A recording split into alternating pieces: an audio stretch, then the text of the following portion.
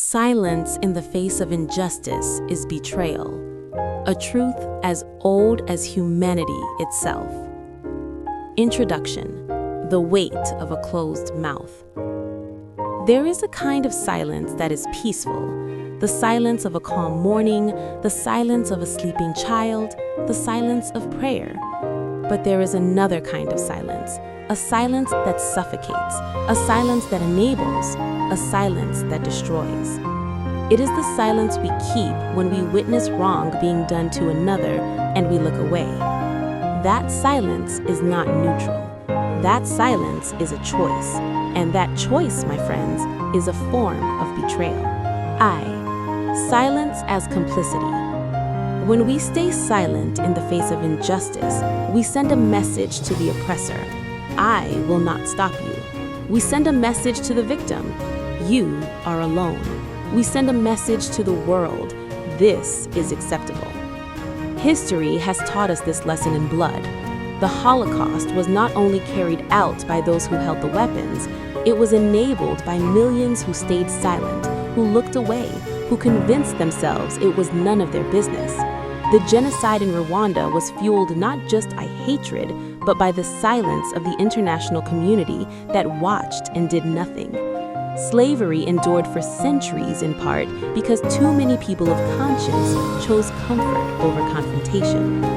Silence in these moments was not innocence. Silence was participation. Why do we stay silent?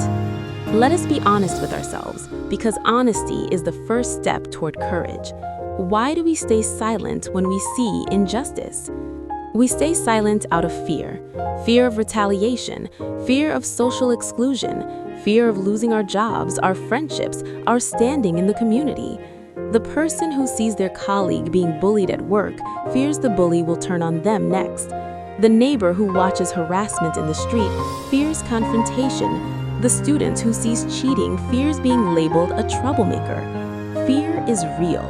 Fear is human. But fear cannot be our master. We stay silent out of convenience.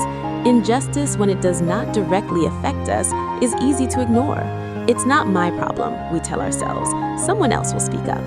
This is the bystander effect, the diffusion of moral responsibility across a crowd until no one does anything and everyone assumes someone else already has. We stay silent out of doubt. Am I sure what I saw was wrong? Maybe I am misunderstanding the situation. Self-doubt can be healthy, but weaponized by our own discomfort, it becomes an excuse for inaction. And sometimes we stay silent because we have normalized the injustice. We have seen it so often, so long, that it no longer registers as wrong. This is perhaps the most dangerous silence of all, the silence of the numbed conscience. The moral duty to speak. Every great moral tradition in human history has called its followers to speak against wrongdoing. In Islam, the Prophet Muhammad, peace be upon him, said, "Whoever among you sees an evil, let him change it with his hand. If he cannot, then with his tongue. If he cannot, then with his heart. And that is the weakest of faith." Notice the structure: action first, then speech, then inner rejection, but even the weakest response is one that does not accept, does not normalize, does not stay comfortably silent. In Christianity, the book of Proverbs commands, "Speak up for those who cannot speak for themselves, for the rights of all who are destitute." The prophet Isaiah declared, "Seek justice, corrects oppression." Martin Luther King Jr., one of history's most powerful voices against injustice, wrote from a Birmingham jail, "In the end, we will remember not the words of our enemies, but the silence of our friends." Elie Wiesel, a Holocaust survivor who dedicated his life to bearing witness, said, "We must take sides.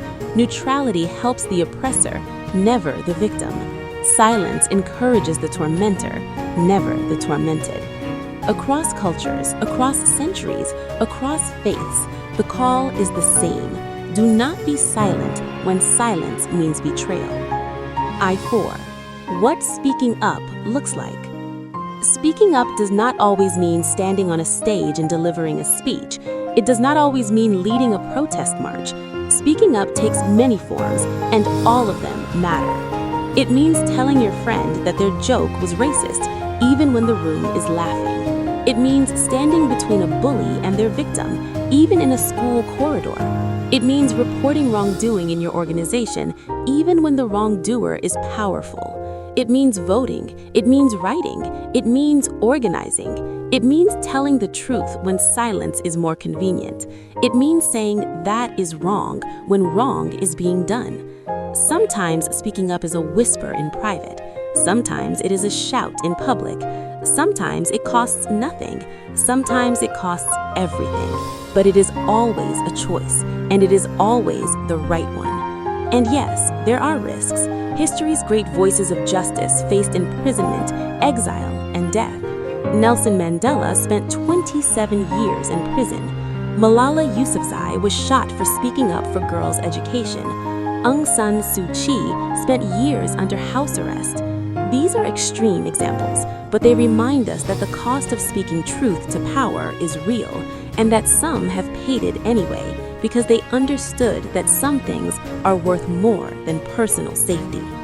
VI, the long-term cost of collective silence. When a society normalizes silence in the face of injustice, the damage compounds over time. Corruption grows when no one speaks. Abuse escalates when no one intervenes. Systems of oppression calcify when no one challenges them. The small injustices that go unaddressed today become the catastrophic injustices of tomorrow. And beyond the social damage, there is a personal cost. A person who repeatedly chooses silence to protect their own comfort eventually loses something essential: the ability to look themselves honestly in the mirror. The conscience that is ignored too many times grows quiet, and a quiet conscience is not peace, it is the beginning of moral death. We are not only responsible for what we do, we are responsible for what we allow. Edmund Burke's famous words ring across the centuries: the only thing necessary for the triumph of evil is for good people to do nothing. VII. Courage is a muscle. Here's the good news. Courage is not something you either have or you don't. Courage is a muscle, and like all muscles, it grows stronger with use. Every time you speak a small truth when it would be easier to stay quiet, you build that muscle. Every time you defend someone being unfairly criticized, every time you raise your hand and say, "This is not right," you are training yourself for the larger moments of courage that life will inevitably demand. Start where you are. Start small if you must, but start. Conclusion: a call to action. We live in a world full of injustice. Some of it is enormous: war, persecution, systemic inequality. Some of it is small and daily: a coworker treated unfairly, a neighbor threatened, a child bullied on a playground. We cannot fix all of it, but we can refuse to be complicit in it through our silence. The quote that opens this sermon, "Silence in the face of injustice is betrayal," is not merely a poetic phrase. It is a diagnosis and a challenge. It is a diagnosis of what our silence truly is: not neutrality, not caution, not wisdom, but betrayal. Betrayal of the victim, betrayal of our community, betrayal of our deepest values. And it is a challenge. Will you speak? Not perfectly, not fearlessly, but will you try? Will you choose, even imperfectly, the side of truth over the side of convenience? History will remember those who stayed silent to stay safe. History remembers those who spoke, who stood in the gap between the powerful and the powerless, between the bully and the bullied, between injustice and dignity, and said, "Not here, not today, not while I'm watching." May we be those people. May we have the courage to betray our comfort before we betray our conscience. Thank you.